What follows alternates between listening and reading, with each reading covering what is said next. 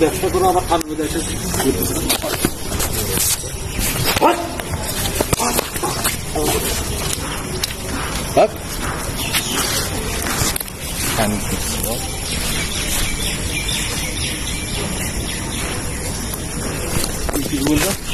জি একটু কথা বলবো। আচ্ছা শামীম ভেজা।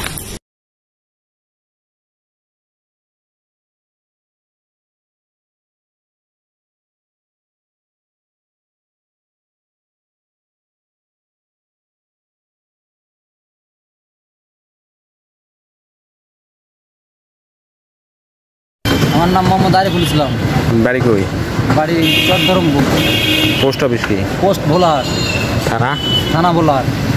পিতার নাম কি? পিতার নাম মোহাম্মদ আমিনুল হক। আচ্ছা আপনার যে ওই যে মামলার বিষয় কি হয়েছে ভাই একটু বলতো।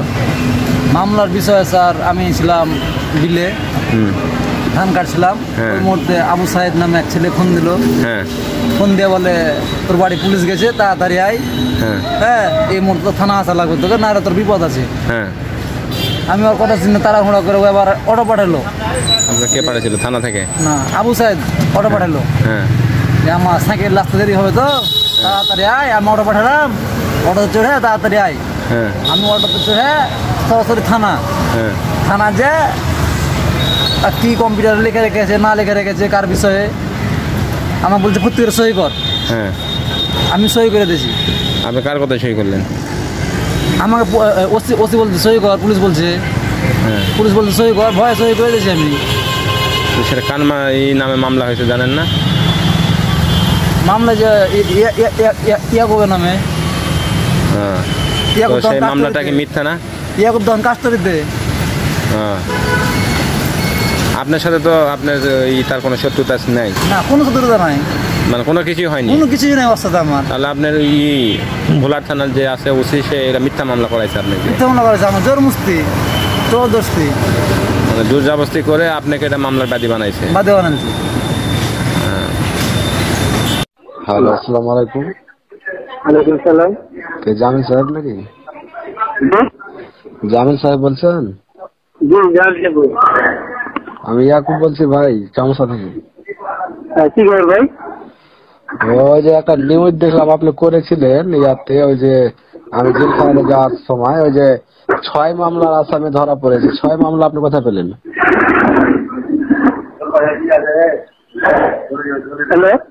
হ্যাঁ, আপনি একটা নিউজ করেছিলেন আমি জেলখানাতে যাই তখন। যে 6 মামলা আসামি ধরা পড়াতে এলাকার লোকজন মিষ্টি খাচ্ছে। তো 6 মামলা আমার নামে কোথায় পেলেন আপনি? ওটা ওসিকে জিজ্ঞাসা করেন। ওসিকে জিজ্ঞাসা করেন মানে ওসি 6 মামলা কোথায় পেল আমার নামে? এটা ওসি জানে। কেন, আপনি কি ওসির কথাই চলেন নাকি? আপনি সাংবাদিক না? তাহলে ওসি জানে মানে আপনি কি জানেন যে আমার নামে 6টা মামলা আছে না 1টা মামলা আছে? আপনি 6টা মামলা কথা লিখে দিলেন নেটে।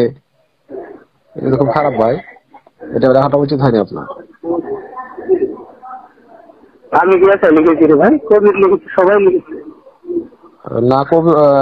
ওই আমি কবিরের সাথে কথা বলে বলছে না আমার তুমি চেক করো, আমি এটা লিখিনি কিছু, এটা জামিল লিখেছে। সবাই লিখেছে রে ভাই, শুধু আমি লিখিনি, চাপাইয়ের লোকজনও লিখেছে, আমি কি এটা লিখেছি। চাপাইকে আপনি দিয়েছিলেন? ওই চাপাইয়ের লোকের সাথে কথা বলেছি, চাপাইকে আপনি দিয়েছিলেন, ঘটনা সত্য বলেছিলেন, কিন্তু আপনি পাইলেন কোথায় এটা? এটা ওসি থানা জানে, ওসি জানে, ওসির সাথে কথা বলেন। আপনাকে বলেছে যে আমি 6 মামলা, আমি 6-7 মামলা আসামি। এই বিষয়গুলো নিয়ে ওসি বক্তব্য ছাড়া লিখতে পারবে না, ওসির কথা ছাড়া আমরা লিখতে পারবো না। ওসির কথা ছাড়া লিখতে পারবেন নাকি? কোন ওসি বলেছিল আপনাকে লিখতে? এটা ওসি ছিল মাহবুব ওসি। ওসি মাহবুব আপনার লিখতে বলেছিল, তাই আপনি লিখেছেন না? কেন লিখতে বলবে? আপনি যে বললেন যে ওই ওসির কথা ছাড়া কি আমরা লিখতে পারবো? আর যে কোনো মামলার এভিডেন্স ধরেন যে যেখানে অথরিটি আমরা এই ধরেন যে ঘটনা ঘটেছে, এখন আমরা ওসিকে তো নক করবো যে বিষয়টা কি। ঠিক আছে, হ্যাঁ ওসিকে নক করলেন, যে তখন ওসি বললে যে 7টা কথা বলতে পারবো না ভাই।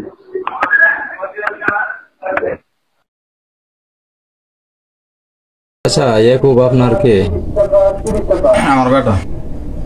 আর ইনি যে বসা আছে উনি কে? এইটা আমার বেটা।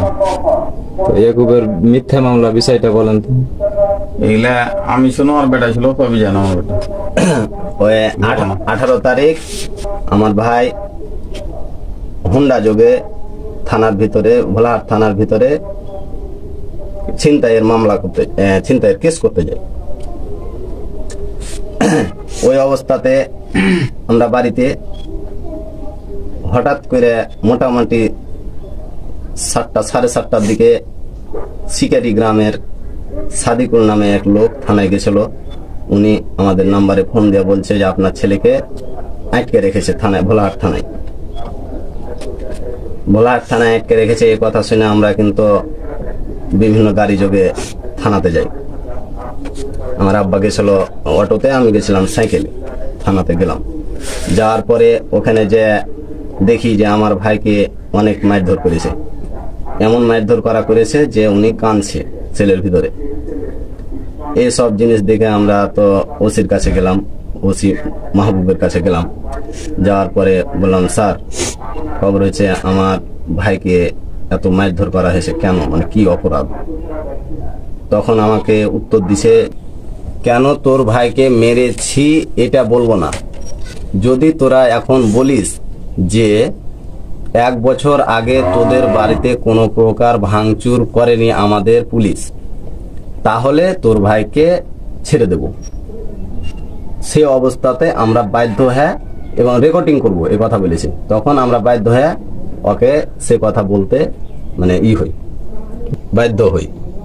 বলিয়ে নেওয়ার পরে আমাদের তারপর ওসি মাহবুব বলে যে আমাদের এ বিষয়ে আমাদের ঊর্ধ্বতম কর্মকর্তার কাছে অভিযোগ করেছে, তার খেসারত দিচ্ছে।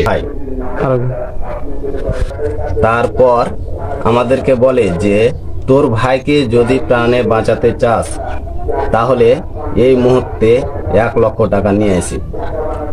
তখন আমরা দুই বাপ বেটা ভীত হয়ে যায় ওই থানা থেকে, ভোলাহাট থানা থেকে বেরিয়ে এলাম। বেরিয়ে আসার পরে বাড়ি এসে বিভিন্ন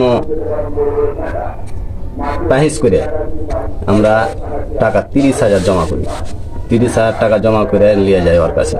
নিয়ে যাওয়ার পরে ওসি মাহবুবের কাছে যায় বলি, স্যার এই টাকাটারই ব্যবস্থা করতে পেরেছি, 30,000 টাকা।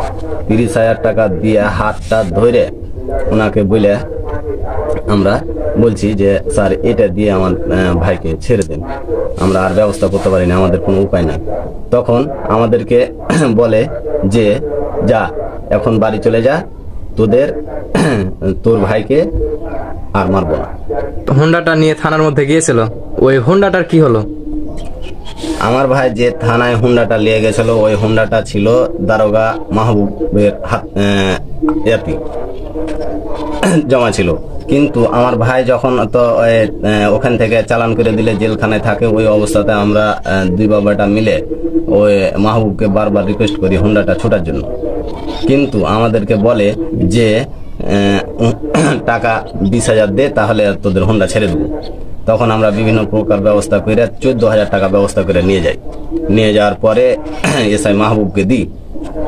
মাহবুবকে দেওয়ার পরে আমাদের হুন্ডা দেওয়ার সময় বলে যে তোকে একটা ভিডিও দিতে হবে যে আমরা তোর কাছ থেকে কোনো প্রকার টাকা পয়সা নিইনি, আর তোরা সব কিছুই আমাদের কাছে বুঝিয়ে পালি।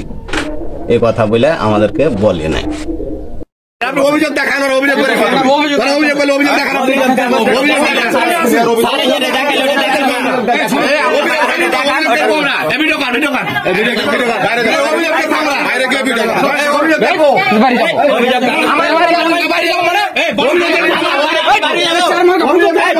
চেয়ারম্যানকে ফোন লাগা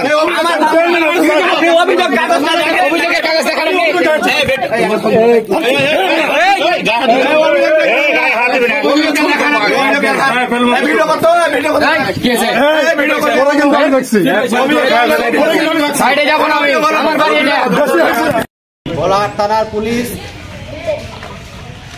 আমাদের উপর যে অত্যাচার করেছে, অত্যাচারে আমরা সঠিক বিচার চাই। ভোলাহাট থানা পুলিশের বিচার চাই।